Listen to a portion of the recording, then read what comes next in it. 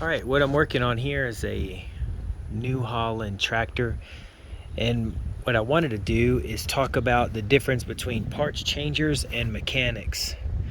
Uh, this one, I want to make a gasket. So what happened is I got the parts. It's typical. This is what people do. You're going to change something, you don't have all the parts you need. So here is the gasket I'm missing is this guy, and this is all I have left. So I'm going to change the fuel distributor pump and then the lift pump. So obviously I'm way out in the country and there is no part store. I'm just going to run to it. I'm not going to stop what I'm doing and pack up everything just because I don't have a gasket. Looking through my truck, here's what I find. Now I know there's a lot of you that I'm going to say is a real mechanic know what I'm about to do, so I'm going to make this gasket, but I'm going to make it super awesome, and I'll show y'all, the people who don't have a lot of experience, how you can make a perfect gasket with just a hammer and a razor blade.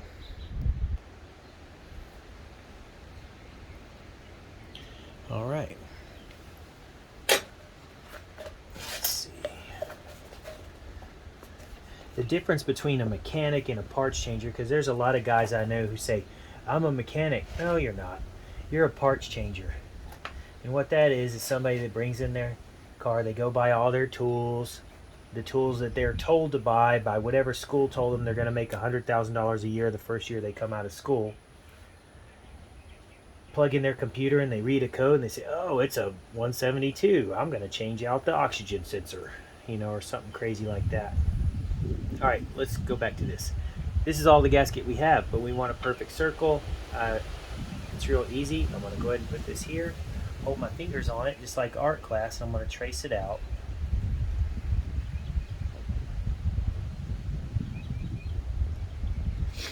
All right, look at that. Luckily I have most of the circle. Bring it around, line up my lines, get another piece of the circle.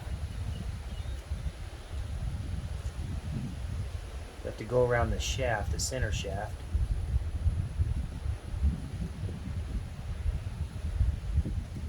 Just line up the circle.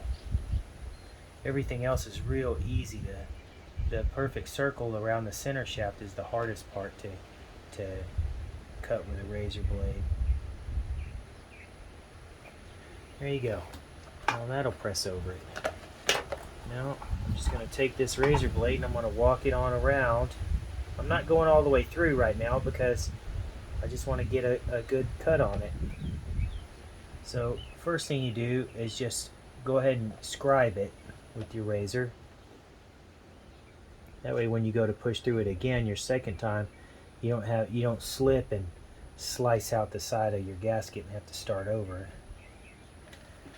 So right now, don't cut your finger like a fool. Let's go ahead and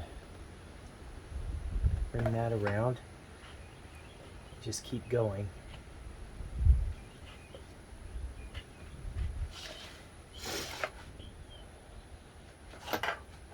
A mechanic figures out the problem.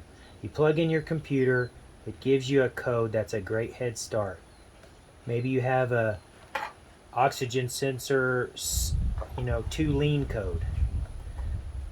The oxygen sensor is just a tattletale. It's just telling you. Don't go changing the tattletale. Don't kill the messenger. Maybe you have a vacuum leak, sucking in too much air, not enough fuel, or you have a clogged fuel line or stuck injector or something like that. But a stuck injector is going to give you a misfire code and a lean code. Random multiple misfire, stuff like that. Alright, look at that. Let's use the old one. I encourage using the old pump. Wow, check that out. Push it down with your fingers.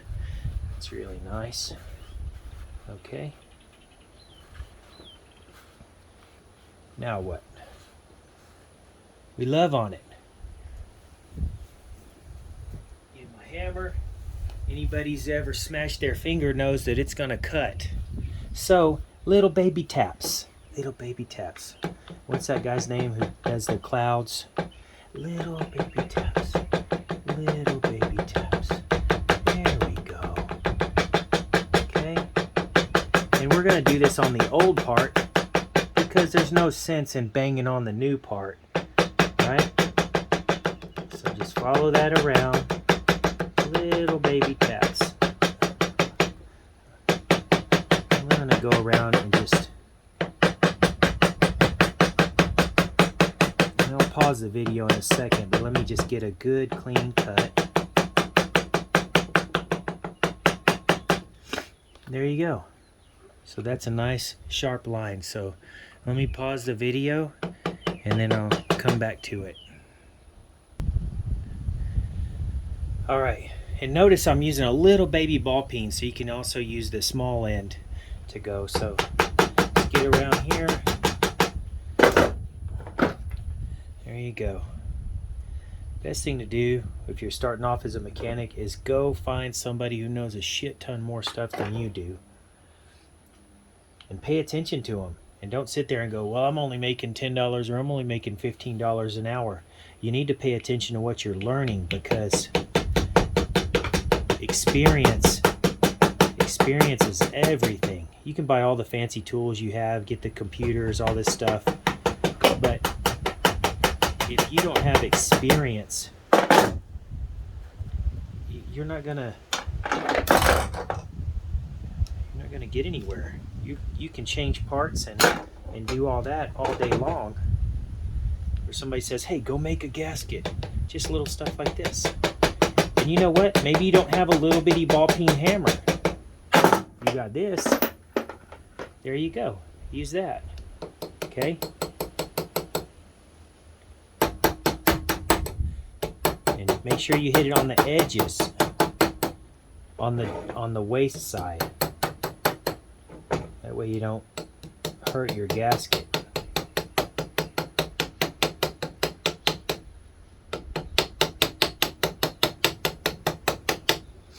Well, I have a hammer, so I'm going to use it.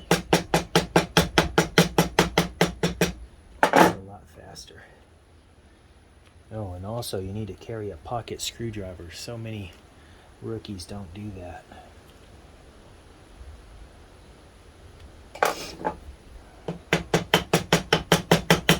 Don't just change parts. Figure it out. You get a car that won't start and it's cranking over real slow. Don't just change the battery. Don't just change the starter. Isolate the problem. Figure out why. Why is it cranking slow? Does it have a bad starter, or is it not getting enough power? Is it drawing too many amps? Is the cables corroded? Test the battery. Load test the battery by itself.